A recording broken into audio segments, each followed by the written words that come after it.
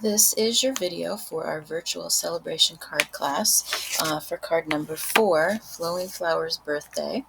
The set for this can be found in our mini catalog, which is just full of some really great stuff. This is probably one of my favorite catalogs in a long time. So make sure you check it out if you haven't already. You are going to be working with materials that were stamped from this set right here, Flowing Flowers, and it is a gorgeous set. The font is really different and unusual, lots of fun different greetings that will be good for a lot of different occasions, and the flowers stamp just beautifully. So let me show you what we're going to be doing. You have your visual image and you've got your product list here. Literally the only stamp set we're using on the card is the Flowing Flowers. So that's what everything was created with. You have your little packet of materials, so you can take that out of your envelope, so that's ready to go. Here is an actual version of the card that we're going to be making. You notice that there's a lot of dimensionals used here, which are included in your kit. The ribbon, which is tucked into the little plastic envelope, I believe with your dimensionals and your glue dots. And then we're going to also be using these champagne rhinestones, which are like basic jewels. Those are kind of fun. And then our colors that we're going to be working with are polished pink and evening evergreen, and the window pane ribbon is trimmed with the evening evergreen as well. So let's go ahead and get started. The first thing that I'm going to want you to do, of course, is to take your card base, and I did score them, but you may want to take a bone folder and just score that a little bit more so you got a really nice crisp fold on that. And then the next thing that you're going to do, you can set that aside because we won't need that for a little bit. The next thing you're going to do is pull out your stamped piece. Now I'm going to quickly stamp one for you just so you can kind of get the idea of these stamps. And as I said, they are super fun to work with. Just gorgeous when they're stamped. And we're going to start with the big flower, which looks like this. And we're using the polished pink. And I just stamped it, 3 times. I put one full one kind of towards the bottom, as you can see there. Leave that kind of in the picture so you can see that. I didn't put it all the way in the corner because I have this other one we're fussy cutting that I kind of wanted to offset. So I stamped this one a little bit over to the side here. And you'll see that the stamp is designed to have the different layers and values, so you don't have to do anything besides ink up your stamp and stamp it on your paper. The second one I kind of did up here sort of in the corner, and then the third one is just a little bit on the edge, so it doesn't even matter if you get the whole stamp because you're really just doing a little bit in on the side. So there's my basic polished pink setup. I'm going to close this one up now. And then I'm using this little bunch of flowers with kind of like some speckles, and that's what I'm using for the green to kind of fill. So I open up the evening evergreen again and ink up my stamp and just kind of fill the space in. And I want some overlapping where it's going to run off the page. Now I did, as you can see, I rocked my stamp, and you can see I pushed a little too hard here. You want to be careful about that. However, in this case, I can pretty much cover it up with my fussy cut, or it'll just look like a vine, so I'm not too worried about it here. Stamp a little more carefully. If I keep it a little more upright, it doesn't quite overlap as much. Now notice here the greeting is covering, so I'm not going to worry about overlapping the front of the flower here because it's going to be covered partially. I do want to put some green over here. That just kind of gives you the 2 colors that you're tying together in the card. Now, as I said, in your kit, though, your piece is going to be already stamped and ready to go for you, okay? Now, you'll notice this is just the white piece. This is how you have it in your kit. You then have 2 pieces. You have the evening evergreen and the polished pink layers. And so what you're going to want to do is take your adhesive. I have been kind of hooked on this Nuovo lately, just because with glue, you can get a real thin, first of all, it has a great tip. I'm doing a little sales pitch. Real thin tip, but it lets you put a very small, thin line of glue. But then once the glue is on there and you layer it onto your next piece of cardstock, you have a minute, maybe not a minute, seconds anyways, to move it around and get it positioned so you get that nice even frame on the Evening Evergreen. Then I would put the glue on the Evening Evergreen and center it on the polished pink. And if you notice, they're very thin borders. These are not the standard 1/4 inch. I just wanted very thin highlight on each one. So once you have that piece done, all glued together, you can set that aside for a little bit. The bow, as some of you I know, well, a lot of you I know hate tying bows, but it's really not that bad. So what I do is I take my end like this. Now you notice I'm not going to worry about a lot of trailer, and you'll cut any excess off anyhow. But I make that loop, kind of hold it with 2 fingers.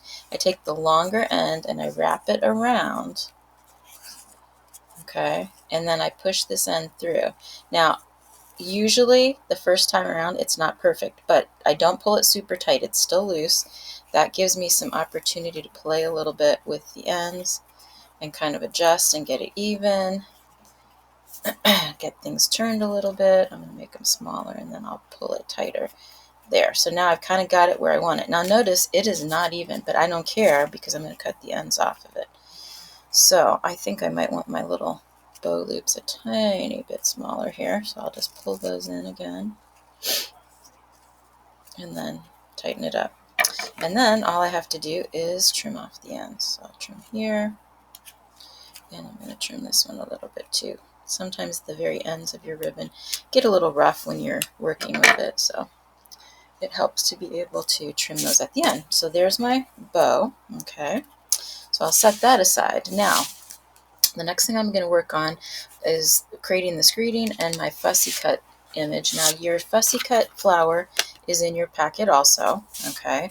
So you're going to do that, and then you have also in your packet 2 greetings. You have a happy birthday and you have just a note, and then you have the pink strip. Now if you look at the card, you'll see that they've got the little end trimmed, and this is not as hard as it looks. If you really are nervous about it, you can take a pencil and kind of eyeball. You can do this on the back side, I guess. I don't know. Make sure that you're, let's see, here's where my greeting starts, so I want to make sure I don't go beyond that.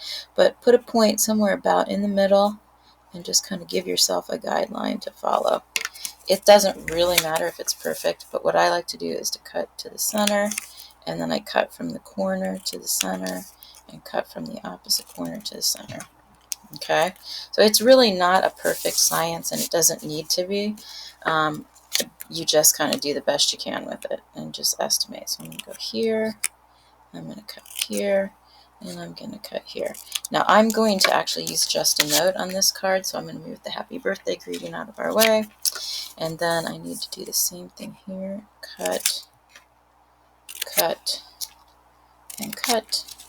And you notice I didn't go all the way through, so I'm going to just trim it a little bit more here till it drops out. Okay, so now I've got my 2 pieces. Okay, the next thing I want to do is fussy cut my flower. So I'm just going to quickly, and I'm going to do this a little quick just so I don't use a whole lot of your time here, but you get the idea. So I'm just following the edges. If you don't like to be super precise, you could leave like a little white border all the way around it, which gives you a little more flexibility to keep the edges a little looser. You don't have to make it quite so precise. If you go right up close to it, you got to be a little bit more precise, which I'm doing in this case. I just felt like I didn't want the white edges on this, but it's totally a matter of preference. And I'm going to cut that piece off so it's out of my way. You'll notice too the champagne rhinestones. If you haven't worked with those before, those are kind of fun because they have a hint of color to them, but the color will change a little bit depending on what you put it with. So it has a different look than just our regular rhinestones, which definitely are clear and they look real sparkly and shiny, but the champagne rhinestones have just that hint of color, which can look more pink, it can look more orange, it just depends what you put it with. Alright, and we're just about done here. Okay. Alright, so now I'm going to assemble my card. So I'm going to take the card base I glued before. I've got my fussy cut flower, I've got my greetings, I've got my bow. Your champagne rhinestones are going to be on a little piece of paper. I think most of them were red, but I just kind of taped them down so you had those available. It may be handy to have something like a paper piercer or a pick tool to help you get those up. And then you need your dimensionals, okay? Yours are going to be on a little square. I'm using up leftovers. So the first thing I'm going to do is turn over my flower, and I'm going to put a few dimensionals behind it because I want that popped up. Okay, and I will remove all of these little pieces. And now remember I said this was down here, we may want to cover. It's totally, again, up to you preference, and you can position that flower however you want. I want some of it to come up into this white space, so I'm going to just pop it over here like this. So now you've got that layered effect, which is really fun. And then I've got the two greetings, so I am going to trim some of the excess off of here, but I want to first figure out about where I want those to go. So now I think I'm going to trim it about here. That should work pretty well. Now the first one, obviously, we're going to put down flat. So put a little bit of glue. And again, as I said before, this glue stuff, this Nuovo, is so nice to work with because it gives you time to move things around, which I love. So this end I want to tuck a little bit under the flower that's popped up. So I'm going to go like this. And then the second one, we're going to angle just a tiny bit. So I'm going to put glue on the back here. And layer that down. So looking at the end, it does not matter if it goes over this edge a little bit, because remember this is going to be on the backing of the card, so you've got lots of space still. So I'm going to just layer it like that. Now, while that is starting to dry, I'm going to take my bow, which I want to attach, and I'm going to take my glue dots. And let's see, where did I put my glue dots here? Move them over. So I'm going to take the glue dots. Now you've got a strip, you should have 4, which is probably more than you're going to need, but kind of go underneath it with something that's sharp. And the first glue dot I put right on the back of the knot and really push down. Now notice the backing paper is still on there. Okay. And then I'm going to take one more glue dot, and let's see, I think I'm going to put that one up here. So it just anchors it in a couple places. Really push those on. Then you can remove the background paper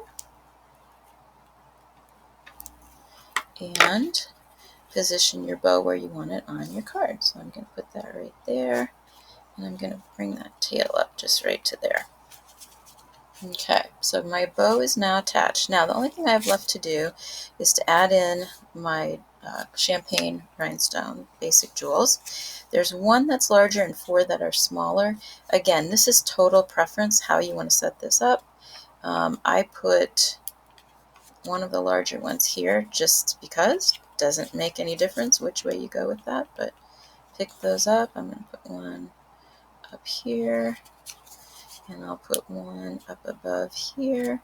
One of the things that I always do is when I'm adding elements like this, like jewels or like flowers even. Now this one I sort of broke the rule because I've got a 4th one, but when I stamp things, I try to usually do an odd number. Generally, odd numbers of things are more visually pleasing when you're looking at a design.